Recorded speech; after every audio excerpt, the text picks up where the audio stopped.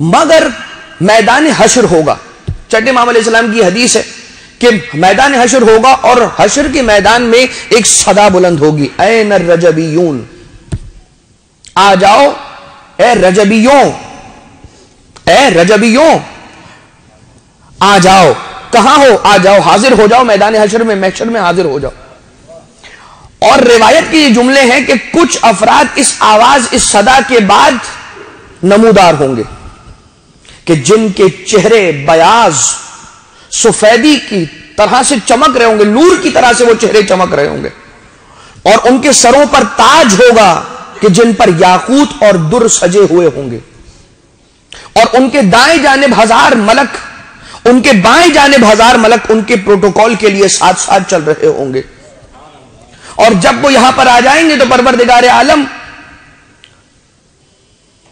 انہیں وہ اجر دے گا کہ جو ان کا اجر ہے, جو ان کی جزا ہے وہ انہیں عطا کی جائے گی. مگر سوال کیا جائے گا اہل محشر کی جانب سے کہ یہ لوگ ہیں کون؟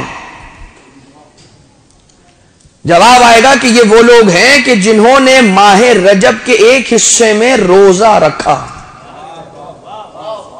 چاہے شروع میں یا درمیان ہی حصے میں یا آخری حصے میں. حتیٰ کہ اب یہ امام علیہ السلام کا جملہ ہے, حتیٰ کہ اگر ایک روزہ ولو واحد, ولو صوم واحد, چاہے ایک ہی روزہ کیوں نہ رکھا ہو, ایک ہی روزہ کیوں نہ رکھا ہو, تب بھی پروردگار عالم اسے اجر دے گا. تو اب تو یہ بات ہو گئی کہ جو حدیث آپ کی خدمت میں پچھلے دنوں عرض کی گئی کہ رجب الاسب, رجب کسے کہتے ہیں؟ جنت کی ایک نہر کا نام بھی رجب ہے. وہ نہر اسے ملے گی جس نے ایک روزہ رکھا. اور یہ مقام بھی نورانی چہرہ, یاقوت و در کا تاج, 1000 ملک دائیں بائیں جانب, اور میدان حشر میں اس انداز سے مبعوث ہونا کہ سارے کے سارے اس رجبی کے مقام پر رش کرتے نظر آئیں کہ پوچھنا پڑے کہ یہ کون ہے.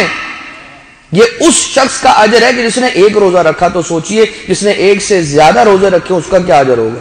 برحمتك يا أرحم الراحمين وصلى الله على محمد وآله الطاهرين.